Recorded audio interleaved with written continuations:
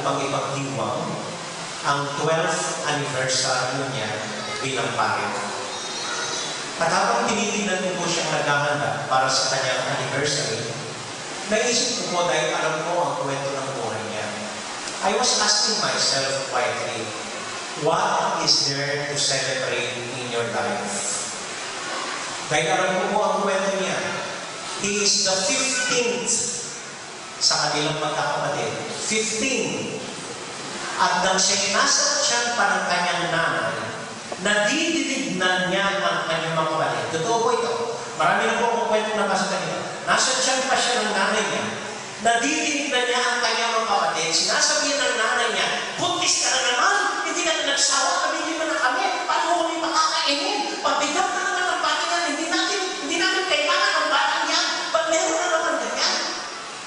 So, mula, nasa tiyan pa siya, hanggang isinilang siya. Sinasabihan siya ng mga kapatid niya, pabigat ka naman, wala kang silbi sa akin, wala kang gamit, wala kang kwenta sa mga kapatid. And all his life, he heard that. At dahil yun ang nadidinig niya, all his life, from his childhood, he felt rejected. So talagang kung nagsumikap siya sa kanilang 15 magkakapatid, siya na ang natapos ng elementary. At kahit sinasabihan siya, wala siyang kwenta at walang silbi, nagsumikap, nagtitinda ng kahit na ano hanggang mag-graduate ng high school. At hanggang pumasok sa seminary, at sa kanilang 15 magkakapatid, siya na ang natapos. Now, he is celebrating his 12 years in the priesthood. Tapos nagbabahagi po siya sa amin Damas. Sabi niya, all my life, 12 years bilang pare, wala akong naranasan kundi hindi ako nauunawaan ng lahat ng tao.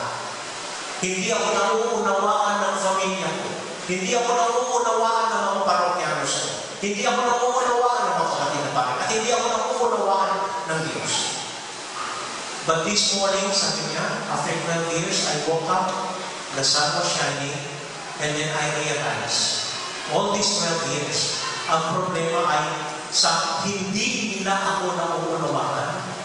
Nalaman ko ngayon, hindi ko pala nauunawaan ang aking pagkapare. And for the first time, he was shining and he was smiling. Hindi ako nauunawaan, kundi pala, hindi ko nauunawaan ang aking pagkapare. So all those 12 years, he was thinking siguro ang kanyang pagkapare para mapansin siya, para sumikat siya, okay, para ma-recognize siya. Yeah, bali pala, hindi ko nauunawaan ang aking pagkapare. The bread of life and calamities help us understand. Madalas po nagko-complain tayo, hindi ako nauunawaan ng asawa ko. Oo, maaaring totoo yun, pero baka mas totoo ang hindi mo nauunawaan ang asawa mo, na kahit asawa mo, babae pa rin yan. O kaya, hindi ako nauunawaan ng mga anak mo. Oo, maaaring hindi ka nauunawaan, pero siguro hindi mo rin nauunawaan ng mga anak mo, na kahit mga anak mo, mga bata pa rin yan, mga bata, hindi matatanda.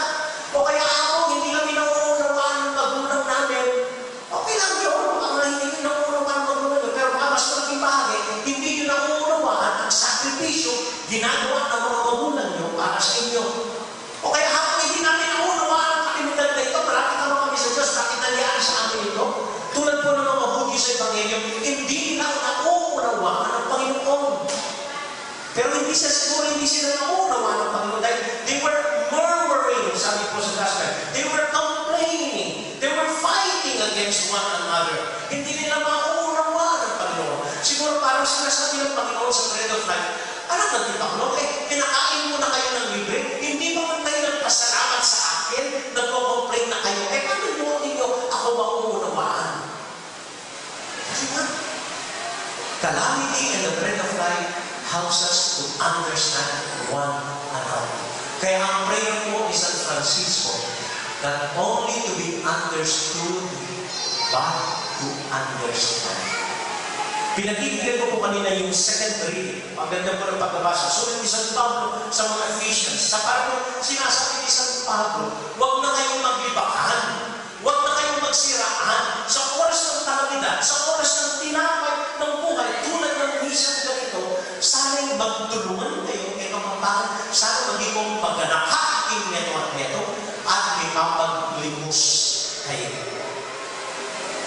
That is the calling and that is the relationship of the tinapay ng buhay at ng mga kalamidad na nangyayari sa buhay natin.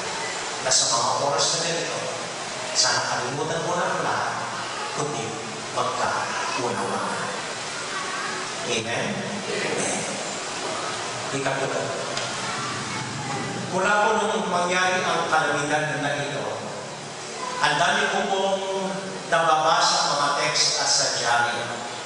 Ang dami nagsasabi, ayan, pinaparusahan tayo ng Diyos. Bakit? Kasi pinipilit ng mga politiko ang RH bill. Ayan, pinahaktuloy tayo ng Panginoon. Ako rin po ay laban sa RH bill, pero parang may mali sa argument na yun. Ano ang connection ng baha sa RH bill? O kaya yung parang pro-RH bill, nagsasabi naman, ayan, isang patunay na kailangan natin ng RH bill. Kung meron ng RH bill, wala yung maraming mahihirap na yan na gumagawa ng mga bahay sa ilalim ng tulay at wala sana ang mahirap na nalulunod na sana lahat sa kondo at hindi sa baha. So, kailangan natin ng RH bill. Pero kung nagsasabing, binuksan ko ang aking Bible, Genesis 8:12, na baha ang Pilipinas, na baha sa Old Testament, ano na? Pero po, ang kalamidad at ang tinapay ng buhay ay magtuturo sa atin ng mas malalim na kahulugan. At ano ang mas malalim na kahulugan? Ang kalamidad po, panahon pa ng ating Panginoong Jesucristo. Sinasabi na ng Panginoon, nako, makakakita kayo ng salot, gutom, famine, earthquake, calamities, flood, war. Huwag kayo mabahala, mga natural ito, mangyayari ito. So mga natural ito, dapat sanay na tayo. Eh, ako meron ng balita, nakunatake ito, yung balita, niyan ito, nalpog. So, and then we call it an act of God. Ako ini-skandalo doon. Pina-insure mo yung sasakyan mo, nabaha yung sasakyan mo, hindi ka makakuha ng insurance because of an act of God. Kasalanan pa ngayon ng Diyos na nabaha ang sasakyan mo. Ay, naaawa ko, nahihiya ako sa Panginoon. We call it an act. That is not an act of God. Na binaha ang sasakyan mo, an act of katamahan. Alam mo nang babaha, hindi mo pa tinabay ang sasakyan mo. Okay? Hindi act of God. Yung act ng basura. Pagkatapos mo ng ondoy, nakita ko nung bumaba ang baha ng ondoy sa isang baryo, maliit na iskinita, nung bumaba ang baha, walang nakita doon sa baryo sa iskinita, kundi mga plastic. Libo-libong plastic, dumikit, sumalot sa poste, sa mga bahay, sa mga tindahan. Plastic na basura. It's not an act of God. It's an act of our basura. It's not an act of God. It's an act of our cutting all trees sa mga bundok natin. Then we call it an act of God. God. Ako, natutuwa lang ako na ang act of God, pagkatapos ng isang kalamidad, halimbawa, tingnan natin. Halimbawa lang, hindi sana magkatagal, halimbawa lang, biglang lumindol, bukas, ay naku, inaasahan ko, pagdating na nito, marami ang magsisimba. Yung act of God. Pero yung lindol, it's an act of God, kaya nasira mga building na, ano po ninyo? Ang mga kalamidad, natural yan. Uulan, babaha, bagyo, kahit ang panahon ng Panginoon, meron yan. Natural po ang kalamidad. Ang mas kalamidad para sa atin ay ang mga pangyayari sa buhay natin kung saan hindi tayo natututo. Yun ang matunay na kalamidad. Na may nangyari na sa atin, hindi pa rin tayo natututo. Yun ang matunay na kalamidad. At ang mga kalamidad, at ang tinapay ng buhay, ay nag-aanyaya sa atin upang tignan ang mas malalim na kahulugan. Naalala ko si kwento ni Gracia Burnham. Ewan ko po kung natatanda nyo, mag-asawang misyonero sa Mindanao. All their lives, 20 years of their lives, they dedicated their lives preaching about the Word of God, helping the poor in Mindanao, organizing the church in Mindanao. Amerikano po sila, si Gracia, tsaka yung asawa niya, Burnham.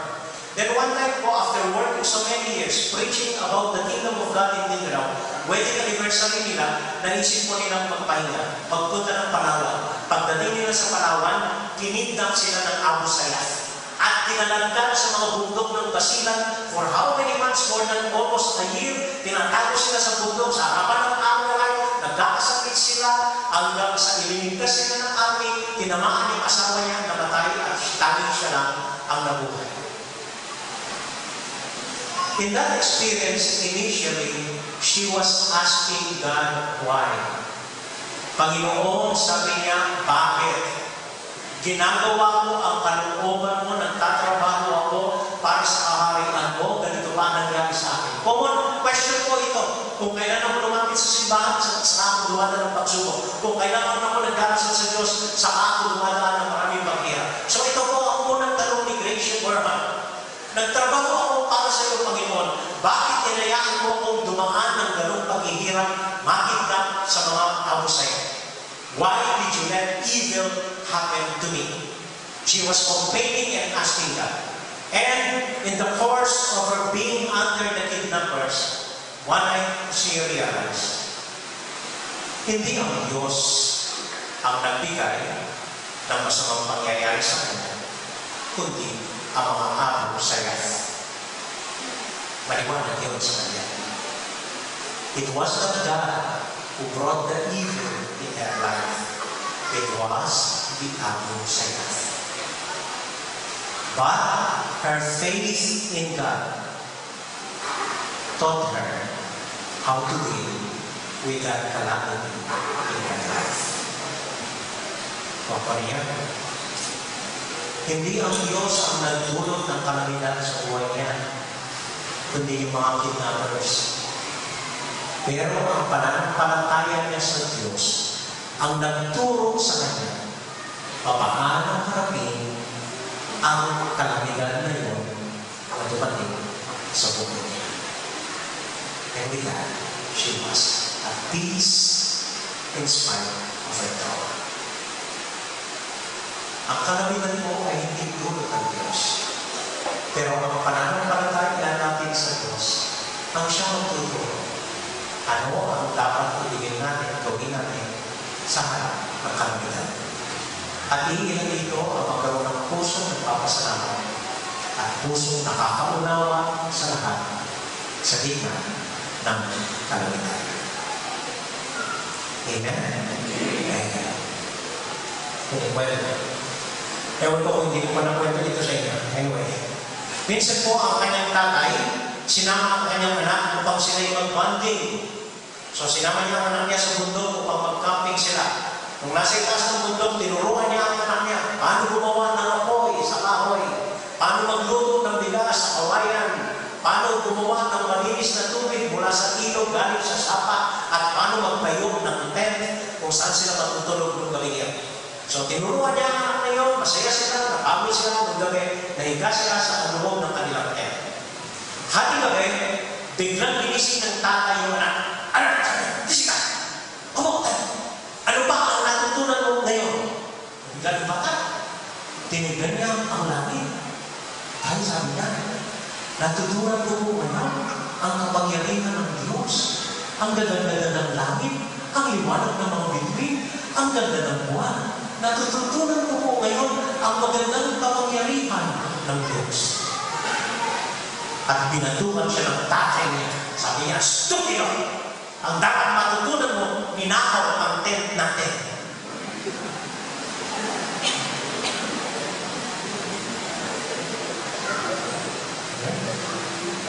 Mas parang